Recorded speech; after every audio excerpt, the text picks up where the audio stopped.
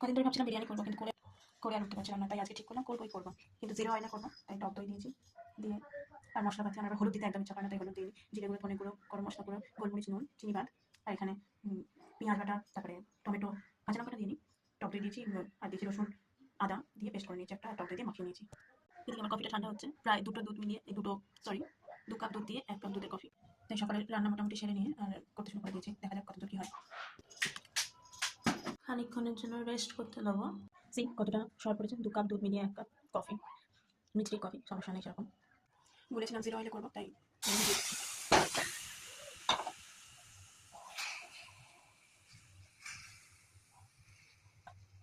Zero অয়েলে করবো যখন, তো কাজে চাপা দিয়ে তো করতেই হবে।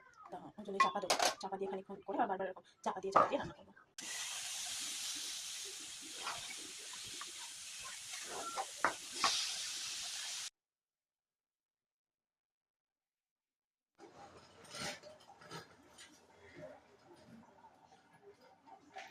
এই যে রেডি করে নিয়েছি, শুধু এর মধ্যে পরে আমি একটু কাশ্মীরি রং আর কেমন জল দিয়েছিলাম, আর কিছু না, জাস্ট অল্প একদম সামান্য একটুখানি জল দিয়ে গ্রেভি বানিয়ে নিয়েছি। এবার চালটা রেডি করার পালা। আলুগুলো ভাজার জন্য একটু তেল নিয়ে নিয়েছি, জাস্ট তেল একটু বানিয়ে তার মধ্যে একটু আলুগুলো সেদ্ধ করে নিয়ে হালকা করে ভেজে নেবো, তেল কম থাকে। ভাতটা অলরেডি রেডি হয়ে এসছে, একটুখানি নুন দিয়ে নিয়েছি জাস্ট। আমি একটু দুধ নিয়ে নিয়েছি, তার মধ্যে রং একটুখানি আর কেওড়া জল, গোলাপ জল নিয়ে নিয়েছি একসাথে মিশিয়ে। আমি এখানে ব্যবহার করছি সানরাইজের বিরিয়ানি মশলা, অল্প করে দেবো।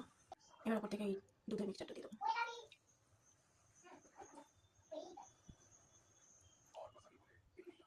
এবার যেটা না দিলে একদম ইনকমপ্লিট, সরি, মিঠা আতর অল্প করে। হ্যাঁ,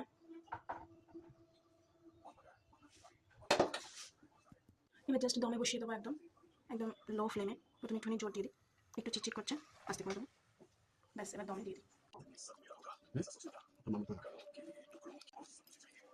জিরো অয়েল কেমন হলো খেয়ে বলবো।